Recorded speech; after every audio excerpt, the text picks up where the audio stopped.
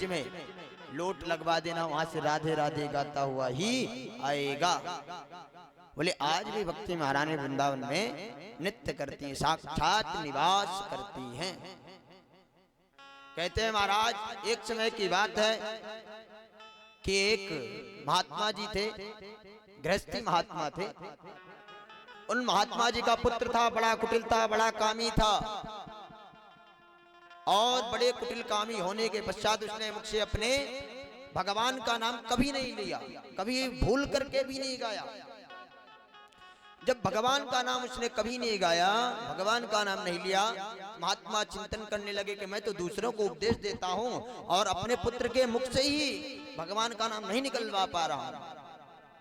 अयोध्या से संतों को बुलवाया गया, संतों को बुलवा करके आज घर में सुंदर 24 घंटे का कीर्तन रखा गया। आज उस कीर्तन में बालक को बैठा करके महात्मा जी कीर्तन प्रारंभ की, बालक बैठा रहा। कहते हैं संगति का असर पड़ता है। बोलिए सत्संग में बैठा है, भगवान का नाम गायन हो रहा, कभी तो गलती से एक बात बोल ही देगा। इतना सब कुछ देखा, लेकिन वो बालक बैठा रहा अपने मुख से 24 घंटे के अंदर एक भी बार भगवान का नाम नहीं लिया। जब नहीं लिया तो महात्मा जी चिंतातुर हुए और एक संत जी को बुलाया, कहने लगे महाराज मैंने यह कीर्तन जो कराया है मैं किसी कामना से नहीं कराया। मेरे मन का यह विचार है कि मेरा यह जो पुत्र है बड़ा कुटिल है, मैं जानता हूं कि भगवान नाम की महिमा क्या है।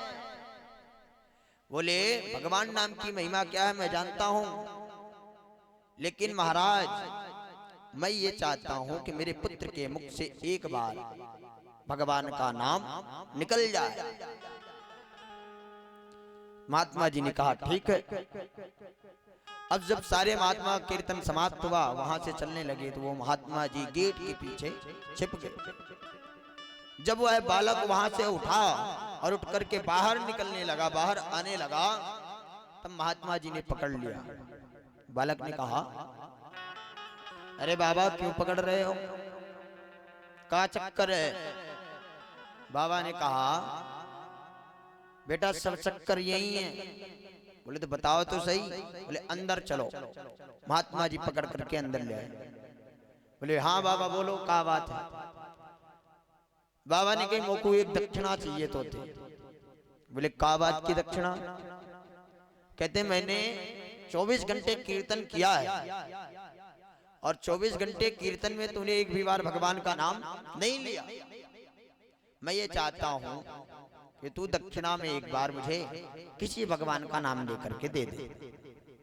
उसने कहा कि भगवान नाम लेने से होता क्या है और मैं क्यों लूं, कोई जबरदस्ती है क्या। बाबा ने कहा नहीं बिल्कुल जबरदस्ती नहीं है, हम जबरदस्ती कर भी नहीं रहे, हम तो एक दक्षिणा मांग रहे हैं। अब तो ब्राह्मण घर में उत्पन्न हुआ है इसलिए कह रहे हैं। इतना सुन करके कहा उसने बाबा फालतू की बात तो करो मती, आप जाओ यहाँ से। महात्मा जी को थोड़ा सा क्रोध लाए। क्रोध ला करके महात्मा जी ने कहा बोलो बेटा जय श्री राम। क्रोध में भी संतों का प्रेम देखिए, स्नेह देखिए, कितना स्नेह पूर्वक बोल रहे हैं। बोलो बेटा जय श्री राम। उसने कहा बाबा नहीं बोलूंगा। फिर महात्मा जी ने कहा बोलो जय श्री कृष्णा। फिर उसने कहा नहीं बोलूंगा। महात्मा जी ने उसको गिराया, गिरा करके वक्ष स्थल पर विराजमान हुए। विराजमान होकर के कहने लगे बोलो बेटा जय श्री राम। उसने कहा नहीं बोलूंगा। महात्मा जी ने कहा बोलो जय श्री कृष्णा। उसने कहा नहीं बोलूंगा। अब उस बालक को भी क्रोध आने लगा। जो भक्ति मार्ग में नहीं होता है, क्रोधी होता है, कुटिल होता है, उसके अंदर निद्रा आलस्य मोह अहंकार इत्यादि प्रविष्ट रहते हैं। तो उसको भी क्रोध आया। क्रोध में आकर के कहता है अरे बाबा मैंने कही ना कि मैं ना बोलूंगा जय श्री राम। तुरंत ही महात्मा जी ने छोड़ दिया। महात्मा जी ने छोड़ दिया। तब वह बालक खड़ा हुआ और कहने लगा बाबा ये बात बताओ तुम कि मैंने एक बार गलती से भगवान राम का नाम लिया, उसका पुण्य क्या है। बोले ये बात मैं तुमको नहीं बताऊंगा। जब तुम इस धाम को छोड़ करके जाना और तुमसे यमराज पूछेगा तुमने कितना पाप किया और कितना पुण्य किया है। तब तुम कहना कि महाराज मैंने अपने जीवन पर्यंत पाप ही पाप किया, पुण्य तो किया ही नहीं, लेकिन एक बार मैंने गलती से भगवान का नाम लिया, जानबूझकर नहीं, गलती से भगवान का नाम लिया है, उसका जो पुण्य हो वो मुझे प्राप्त करा दो, बाकी तो मुझे पता है कि नरकों की यात्रा में ही मुझे जाना है। बोले ठीक है महाराज। कुछ दिनों के पश्चात बालक का गमन होता है। आज यमपुरी में पहुंचा बालक, यम के दूत पकड़ करके लेके गए। यमराज ने पूछा कि ये बताओ कि तुम पापों का पहले प्रायश्चित करना चाहते या पुण्यों का? उसने यही कहा महाराज मैं पहले अपने पुण्य का फल भोगना चाहता हूं। बोले तुम्हारे खजाने में तो पुण्य है ही नहीं। बोले ऐसे कैसे नहीं है महाराज, होगा, आप अच्छे से डायरी चेक करो, क्यों नहीं है पुण्य? मैंने पुण्य किया है। बोले क्या पुण्य किए हो तुम? तो कहते मैंने पुण्य यह किया कि एक बार गलती से मैंने राम जी का नाम लिया था, ये पुण्य किया मैं। यमराज कहता है गलती से राम जी का नाम लिया, इसका कोई पुण्य होता है? बोले हाँ होता है, मैं भी ब्राह्मण के घर में जन्म लिया हूँ, इसीलिए कहा गया ब्राह्मण जन्म से भी श्रेष्ठ होता है और कर्म से भी श्रेष्ठ होता है।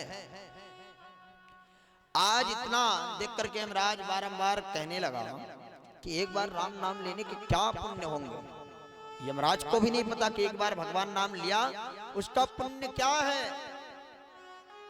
आज यमराज वहां से उस जीवात्मा को लेकर के पहुंचा ब्रह्मा जी के पास। ब्रह्मा जी के पास पहुंचा, ब्रह्मा जी के पास पहुंच करके कहने लगा कि ब्रह्मा जी परमपिता परमात्मा आप यह बताने का कष्ट करें कि यदि गलती से भगवान राम का नाम लिया जाए उसका क्या पुण्य होता है। आज ब्रह्मा जी कहते हैं कि भगवान राम का नाम लेने से क्या पुण्य होता है यह जानकारी तो मुझे भी नहीं है। तब आज वहां से ब्रह्मा जी, जीवात्मा और यमराज आए भोले बाबा के पास। भोले बाबा के पास इसलिए आए, भोले बाबा नित्य निरंतर क्या करते हैं, भगवान राम का जाप करते हैं।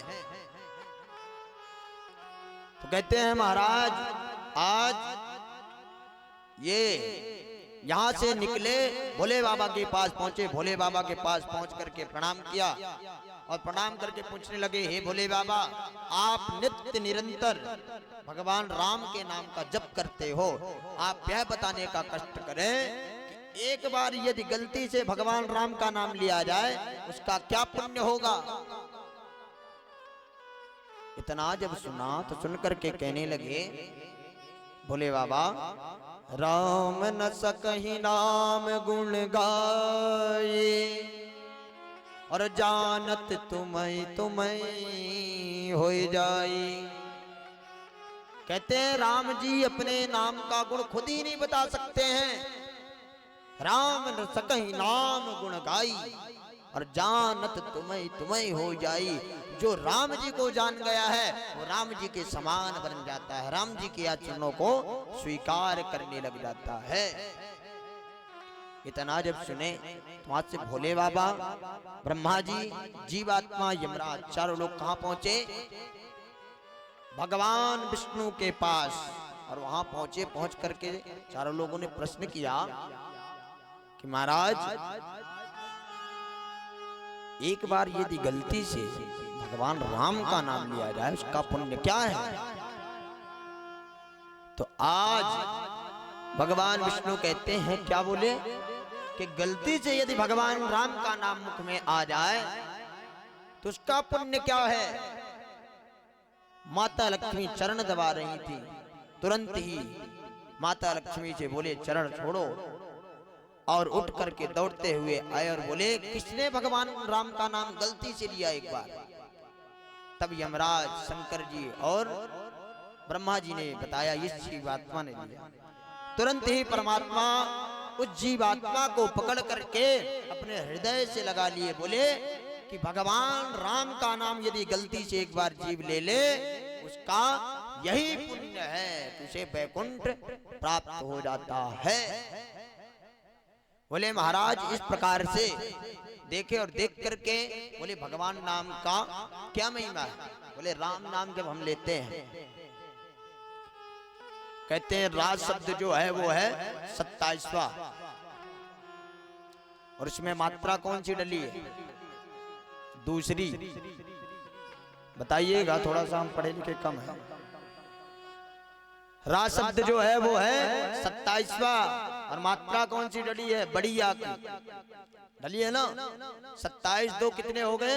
29। ता शब्द कौन सा है? राम माँ शब्द जो है वो कौन सा है? 25वां। 29 और 25 कितने हो गए हैं?